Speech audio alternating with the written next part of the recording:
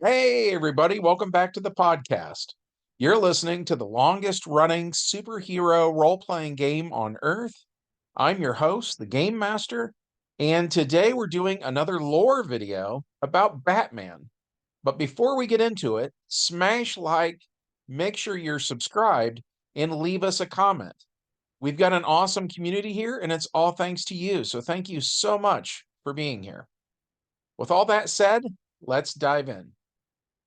The prologue to this one takes place in Gotham City, where the villain known as Bane releases everybody from Arkham Asylum. At this point in our timeline, Batman is Dick Grayson, and he's in his mid 60s.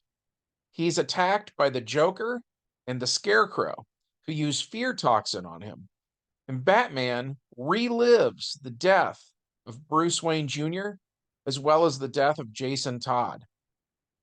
The current Robin is Tim Drake, and he fights Killer Croc. While he's busy doing that, Bane travels to stately Wayne Manor, and Dick has been worn down. He is far from the days when he was in peak fighting shape. Bane confronts Dick Grayson, saying that he knows he is Batman. So Dick asks Bane how he figured it out. Bane tells him the story of how he was in a prison where they experimented on him, and Bane would meditate and focus his mind on what various prisoners would say about their encounters with the Dark Knight. And Bane, who, by the way, was the equal opposite of Batman, was actually a genius, every bit as intelligent as Batman is, something that many modern forms of media get wrong. Anyways, so Bane figured it all out. And not only would they be equals if Dick was still in peak fighting shape, and he's not, but now on top of that, Bane has something called Venom. So he activates a gadget, and the Venom enters his bloodstream. And before Dick Grayson's eyes, Bane gets pumped up and huge. Dick asks what Bane wants, and Bane says he wants to rule Gotham City. Grayson says, "You killed countless lives and did all this damage just to rule a city?" Bane says he'd kill a man whose voice was annoying, so he would certainly kill to rule a city. So, for one final time, Dick Grayson pulls on the Batman mask and says, "Let's do this." They fight, but again, having fought all the villains and being sleep deprived, every time Batman swings at Bane, he either misses or does no damage. While conversely, every time Bane throws a punch, it hits its target.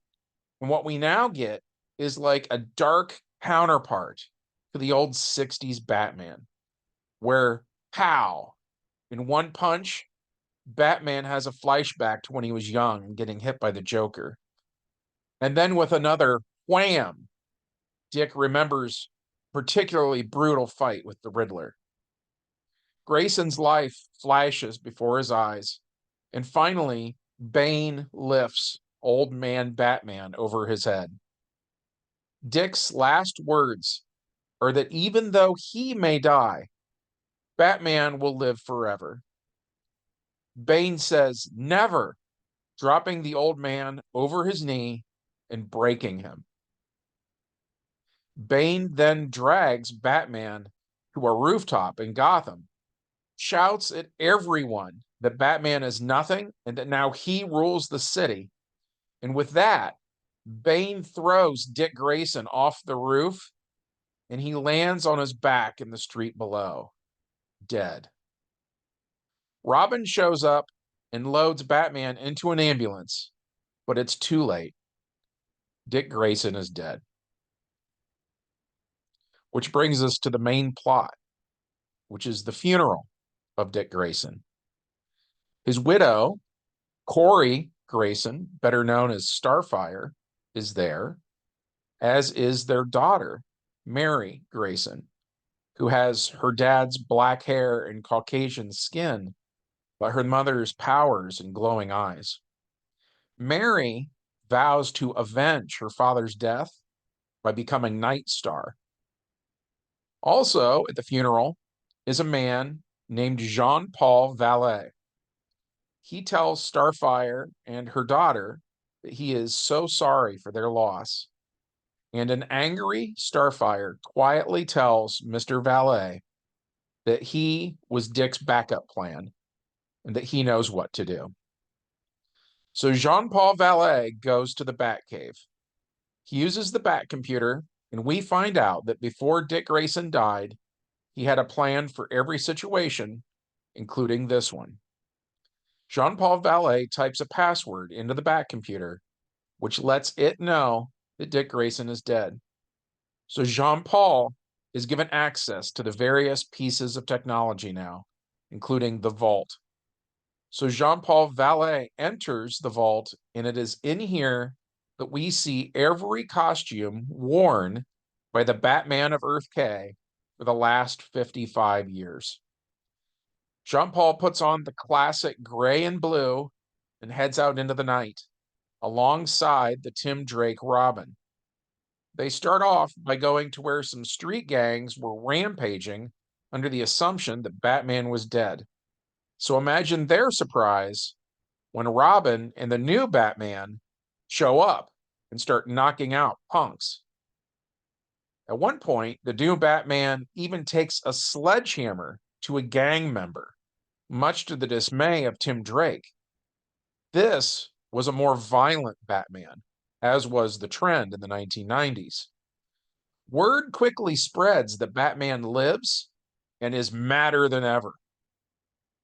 Meanwhile, Bane is taking control of Gotham City, killing the heads of various crime families and assuming control of each one. As all this is going on, the police commissioner activates the bat signal. Jean-Paul and Tim Drake go to police headquarters in costume and are told about a mobster named Tony Bresci. So Batman and Robin make their way to where Tony Bresci is, and the new Batman cuts through Bresci's men like a hot knife through butter. Batman begins to interrogate Tony Bresci, and Robin objects to this level of violence. So Batman tells Robin if he doesn't like it, he can leave. Stay out of his way. Batman then beats the information out of Tony Bresci and returns to the Batcave, where he uses the equipment there to design and fabricate 2 clawed armored gauntlets for himself. Batman then heads to a warehouse where Tony Bresci's kids are being held against their will by a man threatening to remove their eyes if Tony Bresci doesn't do as he's told.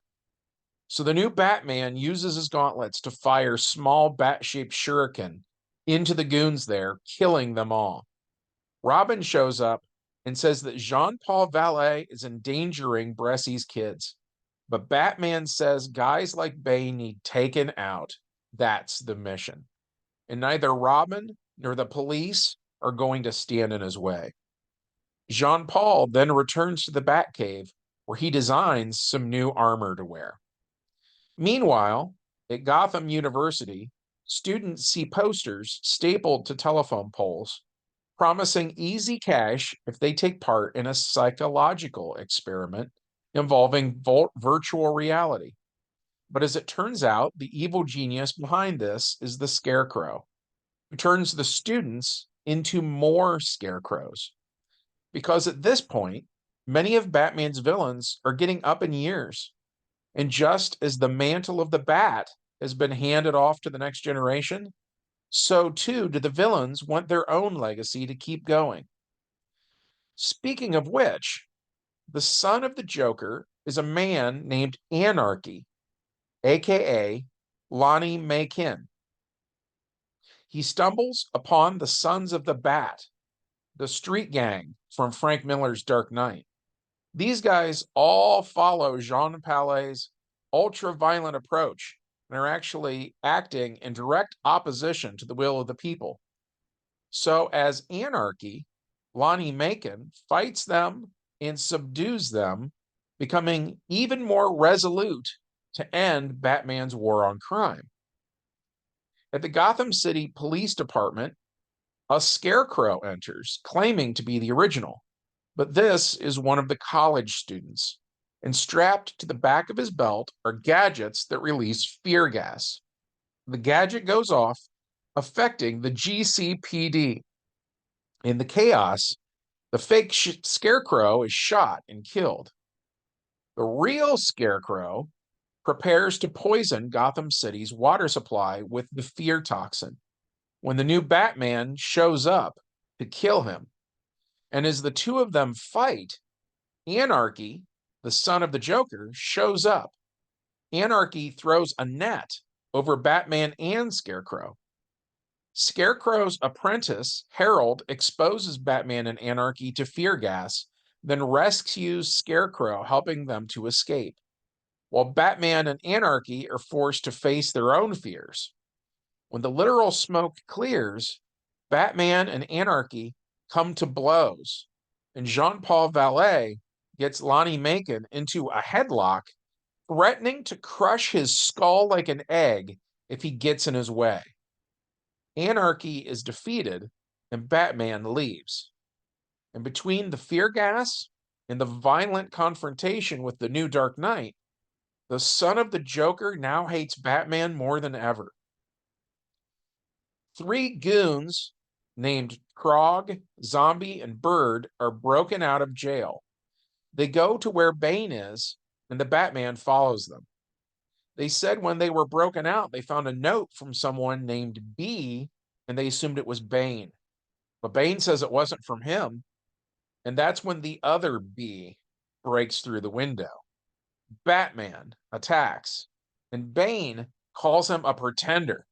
But Batman says he really is Batman, the one true Batman, and that he was born for this role. They fight, and while Bane is stronger, Batman is faster. Their fight ends up on a fire escape where Batman takes a fall, but the fall is broken by objects below while Bane gets away.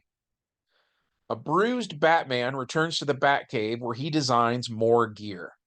Tim Drake shows up and says Jean-Paul Vallée is destroying a legacy that spans 5.5 decades. Jean-Paul says this is a new age and it's time for a new Batman. Jean-Paul then dons his famous armor, his face now covered, gold shoulder pads and gold breastplating, leg pouches around his left thigh, a Batman for the 90s. Batman tracks down Bane again and the two fight. This time, Batman shoots his shuriken through the hoses on the back of Bane's head, severing them and power Bane down. He shoots more shuriken that stick into Bane's chest, and he delivers several kicks and punches, whittling Bane down. Bane tries to fight back, but can't get through Batman's new armor, so Bane retreats, and Batman chases him onto the subway. As the train moves through the city, neither Batman nor Bane show any regard for those around them, and thankfully Robin shows up, separating the train cars. So the innocent bystanders move to the back of the train, which comes to a stop, while the part Batman and Bane are fighting in crashes into a building, and a scene reminiscent of Batman begins. Batman wins and stands over Bane. Bane is humiliated and begs Batman to kill him so that he doesn't have to live with this reputation. Batman thinks about it and decides not to kill Bane. Robin tells Jean-Paul Vallée that he did the right thing, but the new Dark Knight says he doesn't need anyone else's approval, and he runs off into the night. Which brings us to the epilogue. After ending Bane's reign of terror, Jean-Paul Vallée finds Gotham City to be too quiet. There were no more challenges, just the usual criminals. That's when a pair of identical twins dressed in Old West attire go on a crime spree. Calling themselves the Trigger Twins, they start robbing banks.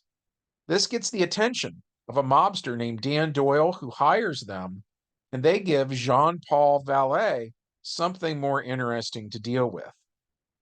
Meanwhile, the elderly Joker goes to Hollywood wanting to sell the rights to his life story because, again, the villains are getting old and they know they're going to die soon, and they want to leave a legacy behind. And that's a pretty good stopping point. We really got a kick out of when we ran adventures in this time period with these characters. We hope that you enjoyed hearing about it today. If so, as always, we would love it if you took a moment of your time to hit like, make sure you're subscribed, and leave us a comment. And from all of us here at the longest running superhero role playing game on earth, we hope you have a good one, and we'll see you in the next adventure. Bye.